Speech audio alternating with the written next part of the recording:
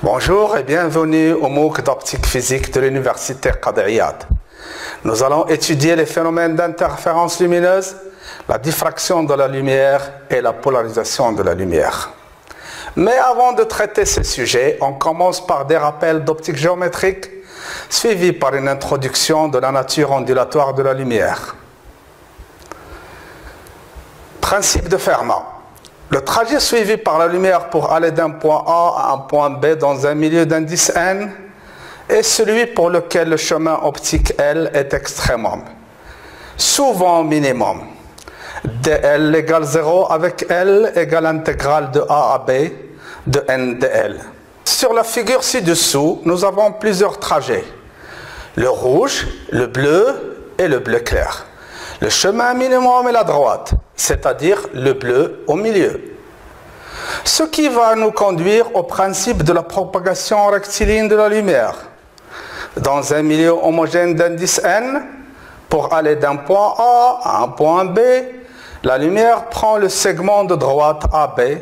Le chemin optique est LAB est égal n fois AB. La même chose pour aller d'une source S à nos yeux, la lumière utilise le chemin S-œil. On peut aussi en déduire du principe de Fermat les lois de la réflexion et de la réfraction de la lumière. Quand la lumière arrive sur une surface qui sépare deux milieux d'indices différents, elle subit en général une réflexion ou une réfraction ou les deux. La relation I1 égale à I'1 est la loi de la réflexion et la relation N1 sinus I1 égale à N2 sinus I2 est la loi de la réfraction. Mais les lois de l'optique géométrique ont des limites d'application. Elles ne sont pas valables quand les dimensions des objets ou des ouvertures deviennent très petites, inférieures au micromètre. Par exemple, la diffraction par des petites ouvertures, les couleurs d'une couche d'huile sur l'eau, la diffraction par un cheveu sous une lumière laser, etc. D'autres exemples non expliqués par l'optique géométrique, ce sont les interférences par une bulle de savon et la diffraction par un CD. Donc, on doit trouver une explication à ces phénomènes et c'est l'objet de l'optique ondulatoire. Maintenant, on va montrer que la lumière est une onde électromagnétique. Une onde électromagnétique se compose du champ électrique et du champ magnétique qui sont orthogonaux en tout point de l'espace et forment un trièdre direct avec le vecteur d'onde K.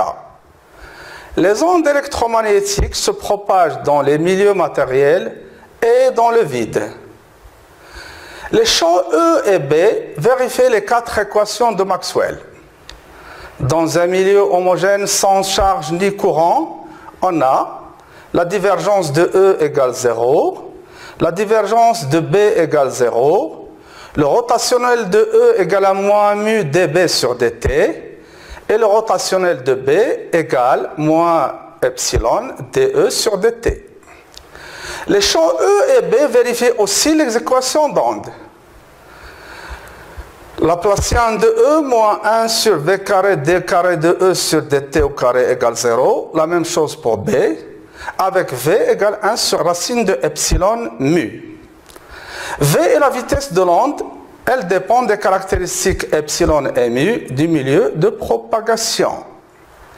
Dans le vide, on a epsilon 0 égale à 8,85 10 puissance moins 12 farad par mètre et mu 0 égale à 1,26 10 puissance moins 6 henri par mètre, ce qui donne C égale à 2,99 10 à la puissance 8 mètres à la seconde.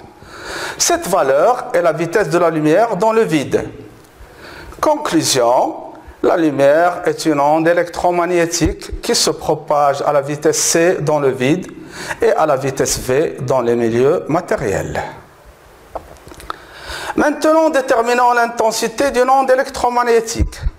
C'est la valeur moyenne du vecteur de Poynting Dans le vide, on a I égale epsilon 0 C EM au carré sur 2. L'intensité se mesure en watts par mètre au carré. Pour la lumière, les effets du champ magnétique sont très faibles. Et par la suite, on va représenter une onde lumineuse par son champ électrique. C'est le champ de la lumière. Dans la plupart des cas, nous allons, pour simplifier les calculs, travailler avec une onde plane monochromatique. Dans cette équation, EM est l'amplitude maximale. L'intensité de l'onde qu'on va souvent utiliser est I égale module carré de EM, soit EM fois EM conjugué. On ne tiendra pas compte du facteur de proportionnalité. Pour simplifier encore les calculs, on va parfois associer à la lumière une onde scalaire, soit S de M et de T égale SM cosinus oméga T moins phi. Dans cette équation, SM est l'amplitude de l'onde, oméga est sa pulsation, phi est la phase, qui dépend de la position du point M et du vecteur d'onde K. Phi égale à K scalaire R. Cette approximation est valable dans un grand nombre de situations si la lumière n'est pas polarisée.